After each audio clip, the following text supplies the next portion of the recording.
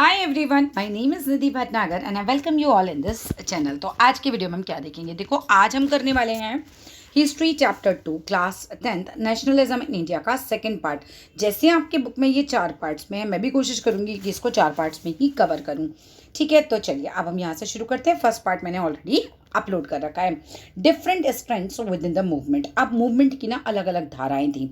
Movement हर आदमी के लिए अलग वजह लेकर आया था, लेकिन सबका गोल यही था कि अंग्रेज़ों को हटाना है, यहाँ से भगाना है।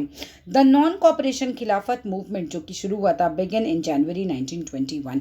नॉन कॉपरेशन खिलाफत मूवमेंट जो था वो स्टार्ट हुआ था 1921 में। Various social groups participated in this movement. अलग अलग जो सोशल ग्रुप्स थे उन्होंने इस मूवमेंट में पार्टिसिपेट किया था, each with its own specific aspiration. और हर एक की अपनी ही कुछ एस्पिरेशन, अपनी एस्पिरेशन वर्ड का मतलब लिखिए आकांक्षाएं थी, है ना, इच्छाएं थी। मूवमेंट की वजह जो थी सबके लिए अलग अलग थी। All of them responded to call of Swaraj. सभी ने इसका आह्वान किया, स्वागत किया, but the term meant different things to different people. But Swaraj जो था, इस शब्द का मतलब, इस मूवमेंट का मतलब हर एक आदमी के लिए अलग अलग था। ठीक है, द मूवमेंट इन टाउन्स की अगर हम बात करते हैं तो टाउन्स में जो मूवमेंट हुआ, the movement started with middle class participation in the cities. अब मिडिल क्लास ने इस मूवमेंट में पार्टिसिपेट किया, शहरों में मिडिल क्लास ने इस मूवमेंट में पार्टिसिपेट किया। Thousands of students left government controlled schools. हज़ारों बच्चों ने जो सरकारी स्कूल में पढ़ते थे उन्होंने अपने स्कूल छोड़ दिए और कॉलेजेस छोड़ दिए। Head masters and teachers resigned. Head master और टीचर्स ने अपनी जॉब से रिज़ाइन कर दिया। And the lawyers gave up their legal practices.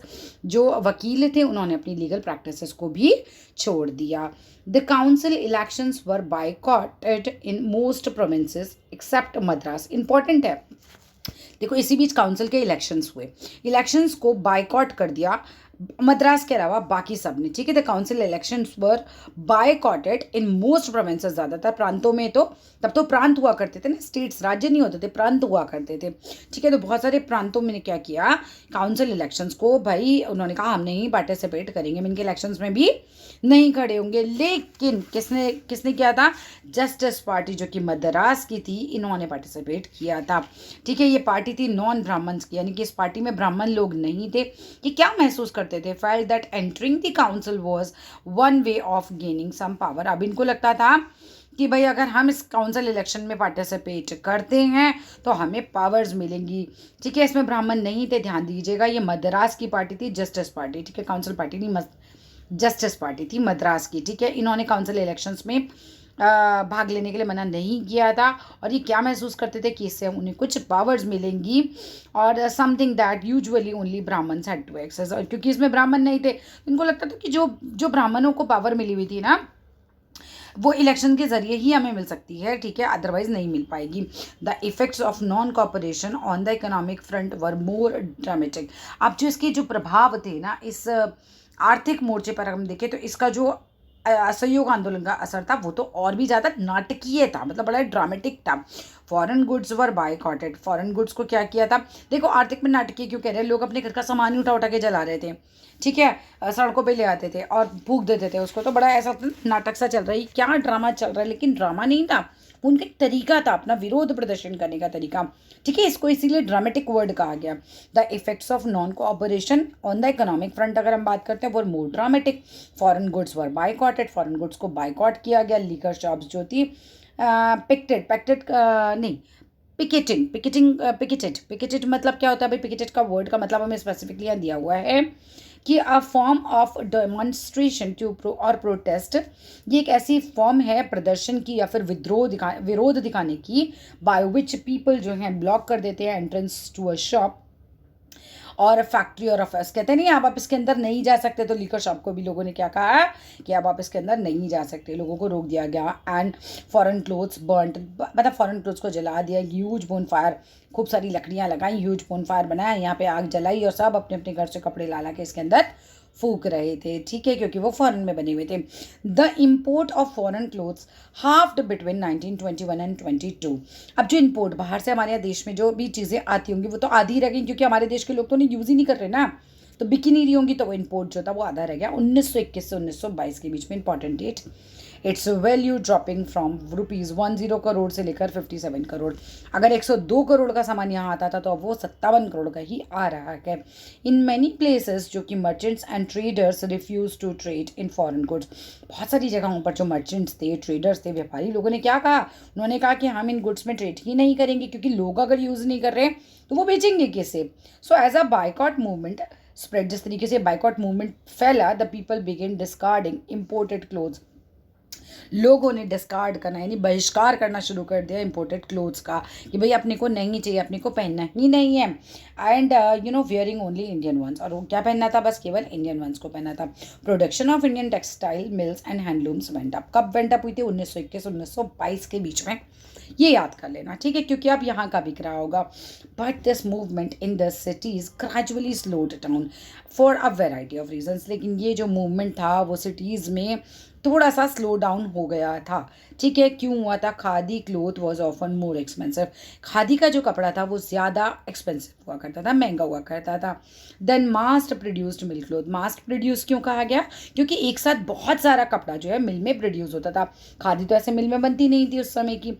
And poor people could not afford to buy it, क्योंकि खादी महंगी पड़ रही थी, हाथ से बनती थी, मशीनों, हाथ वाली मशीनों से, या फिर हाथ से चरखा सूत करके, क्या बोलते हैं वो, चरखा काट के, चरखे से सूत काट के बनती थी, तो फिर ये बहुत महंगी पड़ती थी, ठीक है। तो गरीब आदमी बेचारा, और जो मशीनों से कपड़ा बन के आ रहा है उसको सस्ता पड़ता था, तो वो अफोर्ड ही नहीं कर पा रहा था khadi. However then could they boycott mill clothes for too long, तो इसी वजह से क्या हुआ, हाउ देन कुड मतलब किस तरीके से, वो कह रहे हैं they boycott mill cloth for too long, वो किस तरीके से ज़्यादा दिनों तक इस चीज़ को बायकॉट कर पाते। Similarly the boycott of British institution posed a problem, अब जब उन्होंने ब्रिटिश इंस्टीट्यूशंस का जो है विरोध किया गया तो इससे भी एक problem I.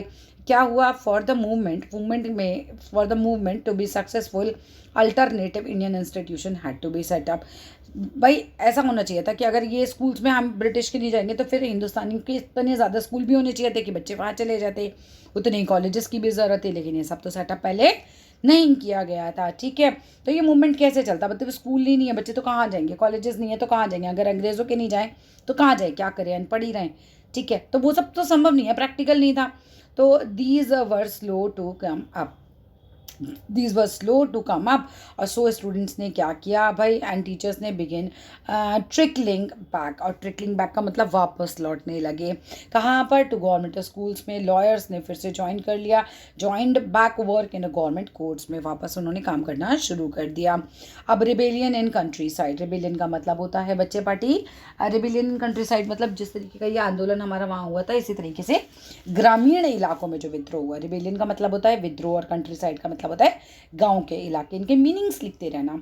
From the cities अगर हम बात करते हैं शहरों से, the non cooperation movement spread हुआ, फैला टू दी कंट्री साइड, पहले शहरों में फैला और फिर धीरे धीरे वो गांवों में भी फैला। It Drew into its fold the struggles of peasants and tribals which were developing in different parts of India in the years after the war। देखो शहरों से बढ़कर असहयोग आंदोलन देहात गांव में भी फैल गया था। युद्ध के बाद देश के विभिन्न भागों में चले किसानों व आदिवासियों के संघर्ष भी इस आंदोलन में समा गए, मतलब अलग अलग जगह किसानों के आंदोलन चल रहे हैं, अलग अलग जगह आदिवासियों के आंदोलन चल रहे हैं, तो एक तरीके से सब आंदोलन आपस में एक हो गए, ये सब आपस में समा गए। इन अवध पीजेंट्स, अवध में क्या हुआ, in Awadh peasants were led by Baba Ramchandra, peasants को लीडर कौन था, बाबा रामचंद्र थे, एक सन्यासी थे ये, ठीक है। Who had earlier been to Fiji, इनको फिजी ले जाया गया था, फिजी एक जगह का नाम है, वहाँ पर समुद्र से इनको ले जाया गया होगा एज एन इंटेंडर्ड लेबर। इंटेंडर्ड लेबर का मतलब क्या होता है बच्चा, इंटेंडर्ड लेबर ऐसी लेबर होती है जिससे आप ज़बरदस्ती काम करवाते हैं, उसको ले जाते हैं, ठीक है ना, और उससे वहाँ पर जाके काम करवाया जाता था। तो क्या हुआ, इस तरीके से इनको भी ले जाया गया, ठीक है। आगे बढ़ते हैं फिर। The movement here was against talukdars, ये मूवमेंट था तालुकदार के विरोध में एंड लैंडलॉर्ड्स के विरोध में। Who demanded from peasants extra ordinary नहीं एग्जॉर्बिडेंटली हाई रेंट्स, तो ये क्या करते थे, तालुकदार और लैंडलॉर्ड जो थे डिमांड करते थे किसानों से कि हमें ना एग्जॉर्बिडेंटली, मतलब एग्जॉर्बिडेंटली का मतलब लिखिए भारी भरकम, एग्जॉर्बिडेंटली मतलब भारी भरकम इनसे लगान लगाया जाता था, रेंट लिए जाते थे on a variety of other cesses. और क्या वेराइटी ऑफ अदर सीजेस का मतलब क्या होता है, और बहुत सारे मतलब अलग टैक्स भी मतलब कर भी लगा दिए जाते थे, जिसका मतलब कर टैक्सेस एक तरीके से।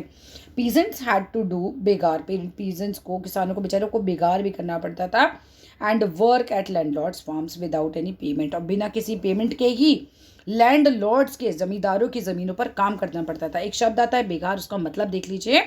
बेगार का मतलब होता है labour that villagers were force to contribute without any payment.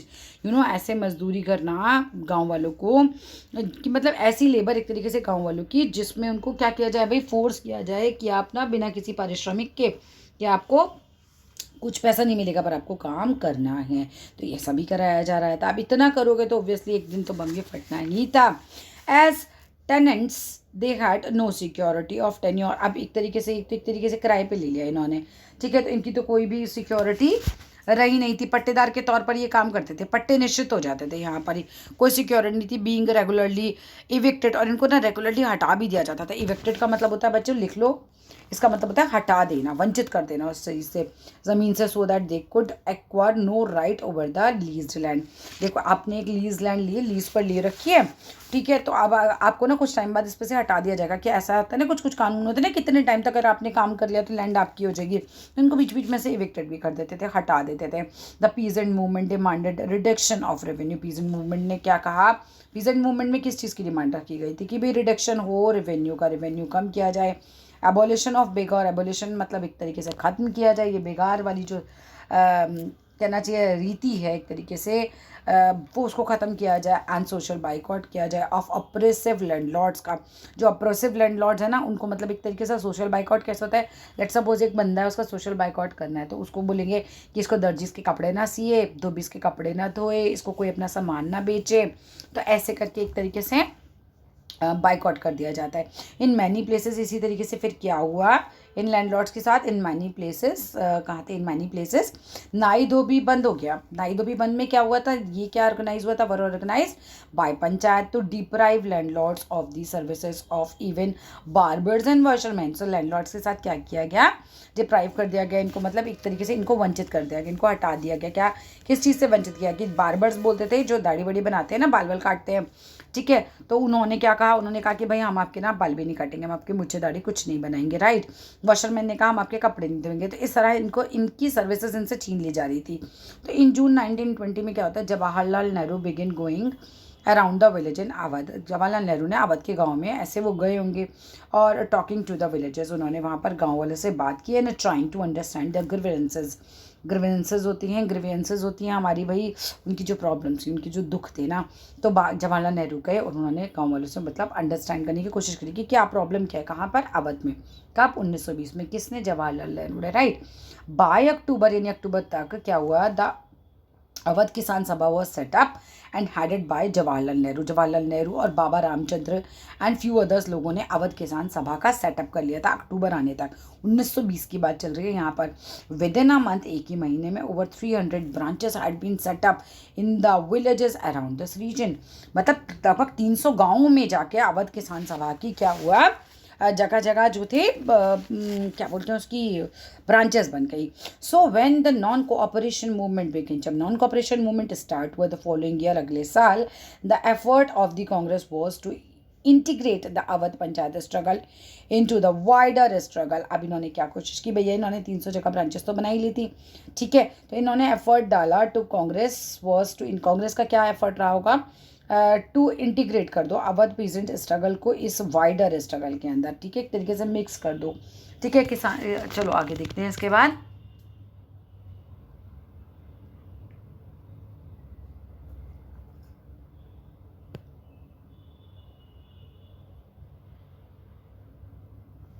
ठीक है, इन दोनों को क्या किया कि भी प्रयास किया गया कि ये सब ना शामिल हो जाए आपस में।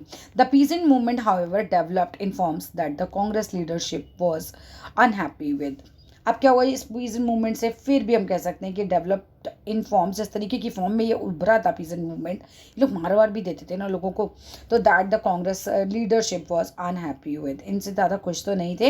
एज द मूवमेंट स्प्रेड, जब ये मूवमेंट फैला in 1921, the house of talukdars and merchants were attacked, इनके घरों पर अटैक किए गए।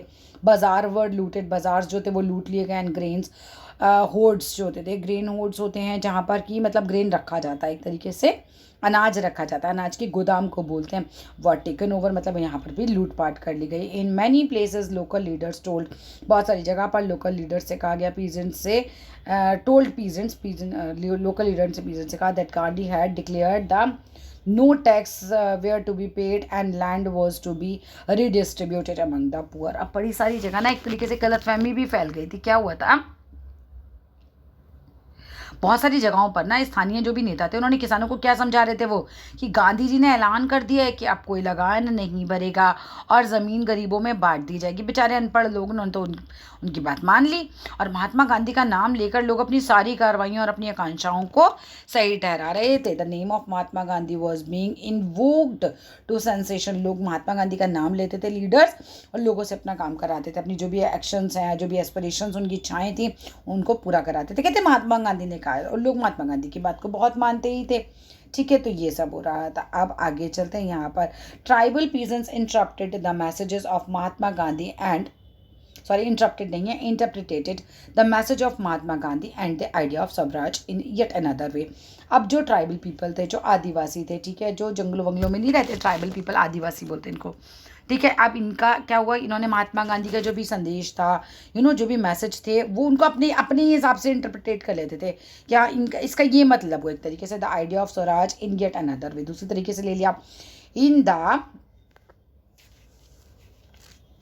गुडेम, है ना, गुडेम हिल्स जो थी of Andhra Pradesh for intense, उदाहरण के तौर पर अगर हम बताएं, मिलिटेंट गुरिल्ला मूवमेंट स्प्रेड हो गया इन अर्ली 1920s में। तो यहाँ पर क्या होता है बेटा, कि आदिवासी जो भी थे ना, किसानों के महात्मा गांधी के सभी संदेश आते होंगे, उसको ना स्वराज के विचार को कुछ और ही मतलब निकाल लेते थे, स्वराज का उन्हें मतलब ही नहीं समझ में आया था अभी तक तो। ठीक है, उदाहरण के तौर पर अगर हम बात करें कि आंध्र प्रदेश की जो गुडेम पहाड़ियाँ हैं, वहाँ पर 1920 के दशक की बात करें, जो शुरुआत हुई उसमें एक उग्र गुरिल्ला आंदोलन फैल गया। ठीक है, गुरिल्ला आंदोलन फैल गया था, not a form of struggle की फॉर्म में नहीं, that the Congress could approve. ठीक है, तो कांग्रेस इस तरह के संघर्ष को कभी भी स्वीकार नहीं कर सकती थी। भाई गुरिल्ला तो एक तरीके का मूवमेंट, मतलब एक तरीके से वॉर हो गई, चिप चिप के मतलब किसी को मारना, एक तरीके से एकदम अटैक कर देना उस पर। तो कांग्रेस जो थी, not a form of struggle, इस तरह की फॉर्म ऑफ स्ट्रगल को देते कांग्रेस को अप्रूव के, मतलब कांग्रेस को अप्रूव कर ही नहीं सकती थी। Here as an other forest region, यहाँ पर और कुछ फॉरेस्ट रीजन में the colonial government had close large forest area. Colonial government ने क्या किया था, वो जो ब्रिटिश सरकार थी ना, उसने क्लोज कर दिए थे लार्ज फॉरेस्ट एरियाज को, उसने बंद कर दिए थे, प्रिवेंट कर दिया लोगों को वहाँ पर आने से, एंड फॉरेस्ट में ग्रेजिंग करने से कैटल को, और टू कलेक्ट फ्यूल वुड। तब तो लकड़ी भी खाना बनाते थे, ऐसे लकड़ियाँ ले जाते थे, तो बोलते जंगल में आपको आना ही नहीं है। ये कॉलोनियल गवर्नमेंट जो थी, ब्रिटिश सरकार जो थी, लोगों को आने नहीं देती थी फ्रूट्स वगैरह कुछ भी लेने के लिए। ठीक है, दिस इंग्रेड द हिल पीपल, पहाड़ी लोगों को तो बड़ा गुस्सा है, ये क्या बदतमीजी है ना। Not only were their livelihood, उनकी लाइवलीहुड ही इससे अफेक्टेड हो रही थी, but they felt that there traditional rights were being denied. भाई उन्हें ऐसा नहीं लग रहा था कि केवल कि तुम हमें सामान नहीं लेने दे रहे हो, बल्कि उनको तो ऐसा भी लग रहा था कि हमारी लाइवलीहुड तो छीन ही रही है, इसके साथ साथ जो हमारे ट्रेडिशनल राइट्स हैं आप उसे भी हमसे छीन रहे हो। When the government began forcing them to contribute बेगार for road building, और जब गवर्नमेंट ने इन्हें फोर्स किया लोगों को यहाँ के बेगार करने के लिए, बिना पेमेंट के ही सड़कें बनाने के लिए, तो क्या होता है, द हिल पीपल रिवॉल्टेड। असम की पहाड़ियों में जो लोग थे उन्होंने जो है वो रिवॉल्ट, विद्रोह कर दिया। The person who came to lead them and was an interesting figure. अब यहाँ जो पर्सन आता है असम की पहाड़ियों में इनके साथ जो उतरता है, ये कौन था, ये बहुत इंटरेस्टिंग फिगर थी, ये था Alluri Sitharaman Raju. Claimed that he had a variety of special powers, ये क्लेम करते थे कि इनके पास अलग स्पेशल टाइप की पावर्स हैं। He could make correct astrological predictions, वो ये कहते थे कि वो बिल्कुल करेक्ट जो है एस्ट्रोलॉजिकल प्रिडिक्शन क्या होता है, पहले से ही बता देना खगोलीय घटनाएं क्या होने वाली है। जैसे अब नहीं होता कि ये पत्थर आ रहा है, ये मार्स पे ये हो रहा है, वो हो रहा है, तो इस तरीके की खगोलीय घटनाएं कुछ भी होने वाली हैं, तो वो कहते थे हम पहले बता सकते हैं। एंड हील पीपल, तो ये क्या माना जाता था कि भाई लोगों को हील कर सकते हैं, and could survive even bullet shots, गोली मारोगे मुझे लगेगी भी नहीं, तो ऐसा इनका कुछ करेक्टर था। कैप्टिवेटेड बाय राजू, कैप्टिवेटेड का मतलब क्या होता है ये भी लिख लीजिए। कैप्टिवेटेड मतलब एक तरीके से आकर्षित हो जाना, तो राजू से लोग जो थे बड़े आकर्षित हो गए थे, है ना। द रिबेल्स प्रोक्लेम्ड, उन लोगों ने, रिबेल लोग जो थे उनका ये विश्वास बन गया था that he was an incarnation of God. Incarnation of God का मतलब लिखिए आप लोग, इनकारनेशन ऑफ गॉड गॉड का मतलब होता है ईश्वर का अवतार। तो उन्हें लगने लगा कि राजू जो है वो ईश्वर का अवतार है। Raju talked of the greatness of Mahatma Gandhi. Raju गुणगान किया करता था महात्मा गांधी की विशेषताओं का। And said he was inspired by non cooperation movement, और वो कहता था कि वो काफ़ी ज़्यादा इंस्पायर है नॉन कॉपरेशन मूवमेंट से। एंड परस्यूडेड वर्ड का मतलब आप लोगों को लिखना होगा, परस्यूडेड वर्ड का मतलब लिखिए किसी को प्रेरित करना, ठीक है। तो लोगों को वो प्रेरित करता था पहनने के लिए khadi. And give up drinking, वो कहता था कि शराब छोड़ दो। उसने इस चीज़ के लिए लोगों को एक तरीके से प्रेरित किया था, एनकरेज किया था। But at the same time he arrested, उस समय उसको भी अरेस्ट कर लिया जाता है।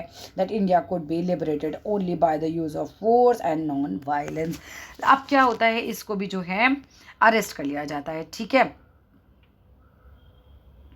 जब ऐसा होता है तो उन्होंने ये भी दावा किया था ना कि भारत अहिंसा के बल पर नहीं बल्कि केवल बल प्रयोग के जरिए ही आज़ाद हो सकता है, ठीक है। उन्होंने ये दावा किया था, ठीक है, कि भाई, और फिर लेकिन उनको उस समय अरेस्ट कर लिया। एजर्टेड, नॉट अरेस्टेड, ठीक है, एजर्टेड है ये, ठीक है। तो एजर्टेड का मतलब होता है दावा करना एक तरीके से। उन्होंने ये दावा किया था कि भाई इंडिया को जो है आज़ाद किया जा सकता है केवल फोर्स से, नॉन वायलेंस से। उनका मानना यही था कि आज़ादी तो नहीं मिलेगी। अब the Gudem rebels attacked police station, जो गुडेम रिबल्स थे इन्होंने पुलिस स्टेशन पर अटैक किया। Attempted to kill British officers, इन्होंने कोशिश करी थी ब्रिटिश ऑफिसर्स को मारने की।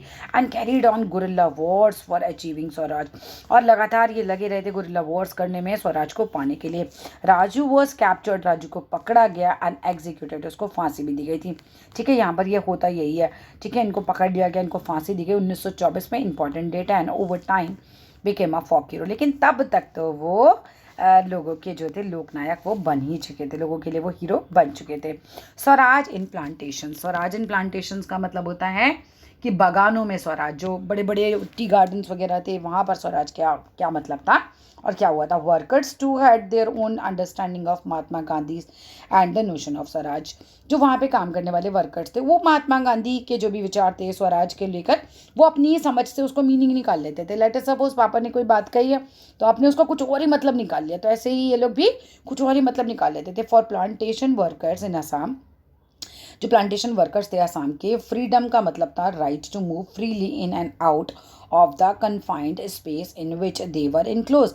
लेट अस सपोज ये लोग इस बागान में काम कर रहे हैं, इनको एक कन्फाइंड स्पेस हो गया कि भाई तुम्हें यहाँ से बाहर नहीं जाना है, लेकिन इन्हें क्या लगा ये दे कैन फ्रीली मूव, ये बाहर इन एंड आउट कर सकते हैं, बाहर आ जा सकते हैं, जो कि इन्हें अलाउड नहीं था उस समय।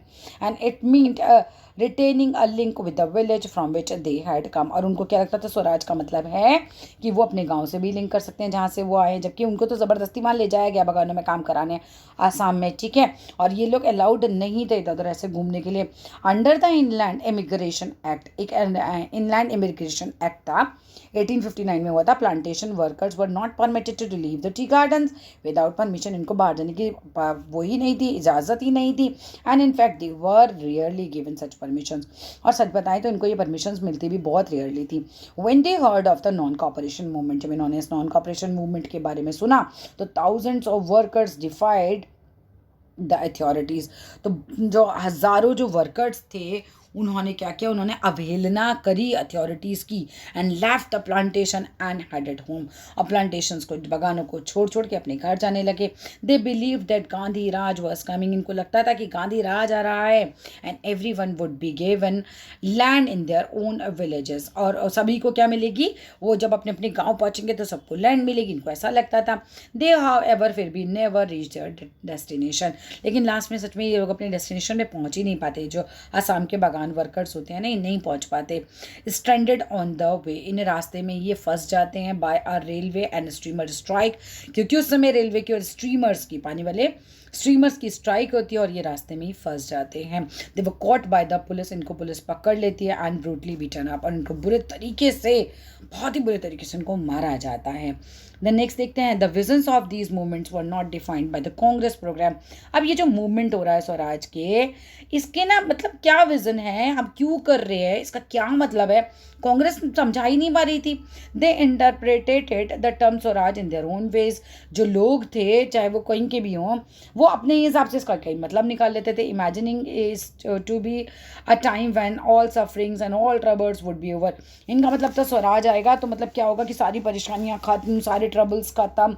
येट फिर भी when the tribal chanted Gandhi's name and raised slogans demanding Swatantra Bharat, लेकिन फिर भी क्या होता है उस समय आदिवासियों ने गांधी जी के नाम का नारा लगाया, स्वतंत्र भारत की हुंकार भरी, और वो एक अखिल भारतीय आंदोलन में भावनात्मक स्तर पर वो लोग जुड़े हुए थे. They were also emotionally relating to an all Indian agitation. ठीक है, तो अपने आप को यहाँ से तो खैर क्या ही आएगा. ठीक है, व्हेन दे एक्टेड, जब वो एक्ट करते थे in the name of Mahatma Gandhi और linked their movement to that of the Congress, they were identifying with the movement which went beyond the limits of their intimate locality. ठीक है, तो वापस से देखते हैं कि आदिवासियों ने क्या किया था. गांधी जी के नाम का नारा लगाया और स्वतंत्र भारत की हुंकार भरी. वो अखिल भारतीय आंदोलन में भी भावात्मक इमोशनली तो वो लोग जुड़े हुए थे ना, सबके सब अखिल भारतीय इस आंदोलन से. जब वो महात्मा गांधी का नाम लेकर काम करते थे कि हम ये महात्मा गांधी के लिए कर रहे हैं, उनके कहने पर कर रहे हैं, या अपने आंदोलन को कांग्रेस के आंदोलन से जोड़कर देखते थे कि हम जो आंदोलन कर रहे हैं, कांग्रेस जो आंदोलन कर रही है, ऑलमोस्ट एक ही सबका गोल है, तो वास्तव में वो ऐसे आंदोलन का अंग बन जाते थे, है ना. तो इस आंदोलन का वो भी अंग बन जाते थे और उनके इलाकों तक ये चीज़ सीमित नहीं थी. अब देखो ये सब क्या है, ये क्या रखा है, चोरा चोरी कांड. इस पर बिल्कुल क्वेश्चन आता है, बड़ा इंपॉर्टेंट है. एट चोरा चोरी इन गोरखपुर अ पीसफुल डिमॉन्स्ट्रेशन इन बाजार टर्न हो गया इनटू अ वॉलेंट क्लैश में, मतलब बहुत मुठभेड़ हो गई होगी विद पुलिस, लोगों की पुलिस के साथ. हियरिंग ऑफ द इंसिडेंट क्या होता है, Mahatma Gandhi called a halt to non cooperation movement. अब चोरा चोरी कांड होता है, इसमें पुलिस वालों को मार दिया जाता है. ठीक है, बहुत सारे पुलिस वालों को ना पब्लिक मार देती है, जला देती है जिंदा.